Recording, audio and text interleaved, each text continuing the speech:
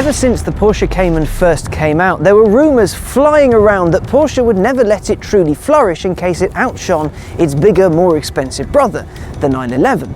Porsche says that this isn't true. It was simply too busy making things like the GT3, GT3 RS, RSR race cars and fast things like that.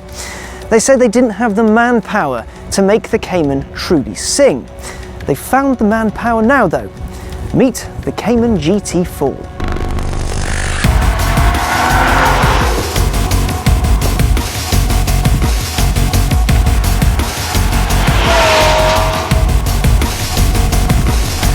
Well, they say they've not had the manpower, but anyway. This is the hardcoreiest Cayman money can buy. It's got a 3.8 litre, 380 horsepower, 310 pound-foot motor from a 911 Carrera S in its middle, and the option to have carbon ceramic brakes and even the seats from the 918 Spider.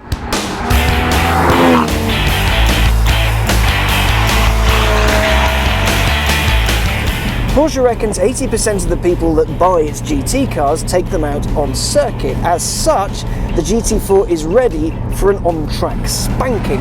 For example, its brakes and adjustable suspension are borrowed from the 911 GT3. It's 30mm lower than a standard Cayman and its front track is 13mm wider.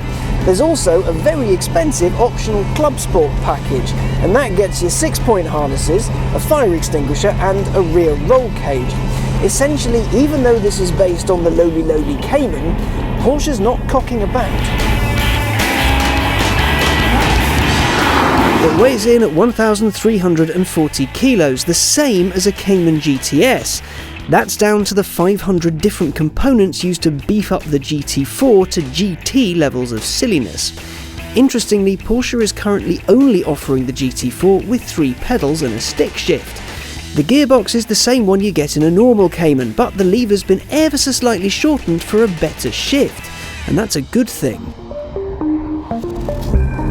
Unlike the GTS, which is very good but is essentially a bit more power and a few trim bits, the GT4 is, well, it's the hardcore Cayman. It's the one that people have been asking for since the Cayman first came out.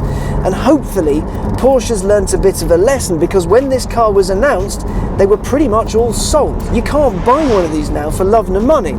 So fingers crossed, in time for the next generation Cayman, they'll let a few more out of the gate from the off.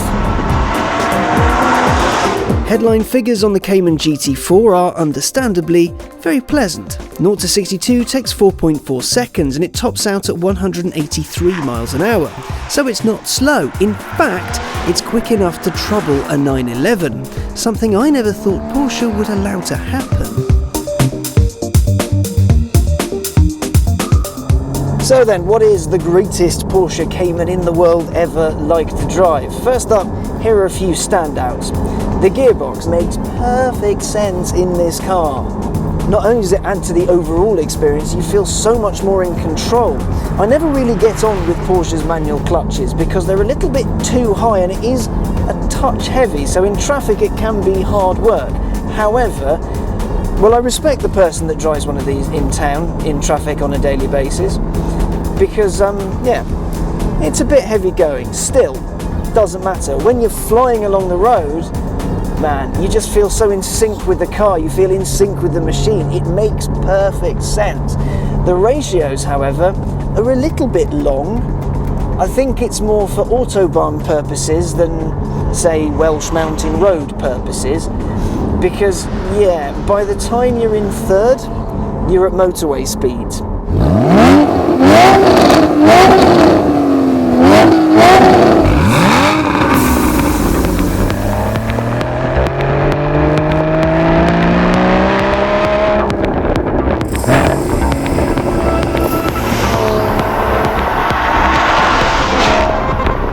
It is amazingly fast, this thing, and there's that glorious 3.8 litre engine sat just behind your head. The chassis is stunning. We already knew that because the standard Cayman and the GTS is so bloody good. But you knew there was always that little bit extra in there, that little bit extra that could unlock so much more. And in this, you have it. The suspension is a little bit hard riding, But if you buy a GT car, you're probably not going for super soft and super comfy. You get so much feedback through every facet of this thing. And the throttle response, again, beautiful. Just plant your foot and off you go. No delay, and of course you get the noise.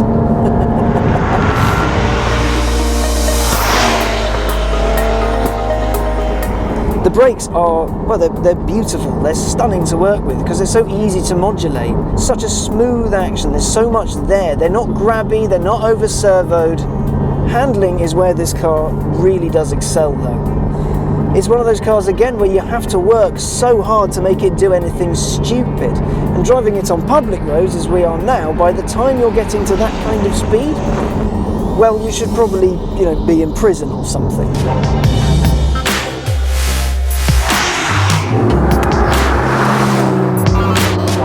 Press the sport button, the whole car comes alive just that one step further. The steering feels a little heavier, throttle sharper, and you even get a little bit of a downshift blip for you so you don't, well, muck it up yourself. So we're in fourth now, drop it down to third, and it blips for you.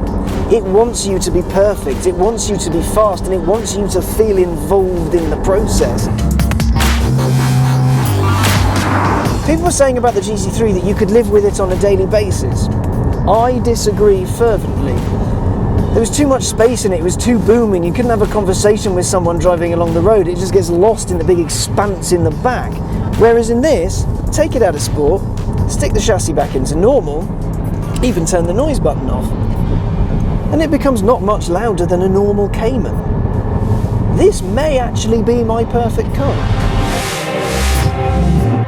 There are a couple of things that really do irk me about it though. These seats, carbon fibre buckets, like what you get in the 918 hypercar, but I'm not really looking forward to the drive back to London because I think my spine might fall out. Rear visibility, because of the enormous wing, which works as a proper downforcey thing, well, you can't really see out the back, and this car doesn't have parking sensors. Other than that, I love this thing.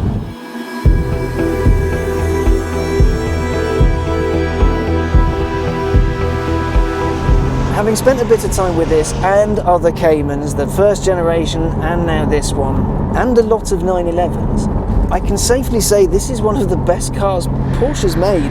It's so good because it's hardcore, but it's not too hardcore. It's not difficult to drive, but it's a bugger to master. But when you get all the bits right, when everything happens as you want it to, fewer cars make you feel as happy and smiley as this one. It's not the fastest car in the world, but it's got just the right amount of everything to make it one of the best. I'm so pleased that Porsche finally bit the bullet and made a proper Cayman, because they did it right. It's not too much, it's not too little, it's not soft and squidgy, and it's not going to hurt you if you want to go over a speed bump or a slightly bumpy road. The noise is bang on, the acceleration is out of this world. It's quick, man, but it doesn't go too quickly, so it's not overwhelming like you get in, say, a supercar or a GT3. It's a sports car, and it's a properly engaging one. All the elements are there to make it perfect. What the GT4 shows isn't just that Porsche now lets its babies be faster than fast, but that it listens. For every purist who's had a pop at the Cayenne or the Panamera, there's a person at Porsche who knows that for some, a shielded saloon or SUV isn't what cuts it. They know what the people want, and now they know the people are going to buy it.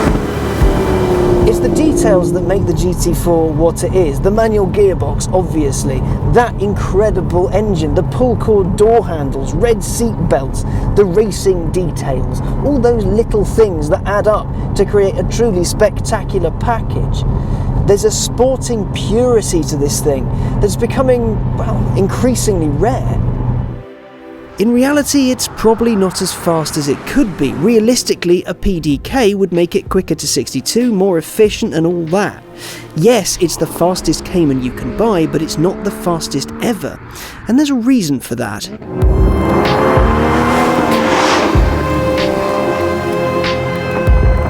Because what's the point? If you want a really quick Porsche, there's plenty to choose from. There's turbos, Turbo S's, GT3 RS, the 918 if you can get your hands on one, and they're all incredibly fast cars, ruthlessly so. But the GT4, while it is very quick indeed, it's also designed to appeal to the driver in you. Not the one that wants necessarily to be the fastest, but the one that wants to be more involved, to feel every part of the drive. The saying goes, ask and ye shall receive, and guess what? We asked, and now we've received.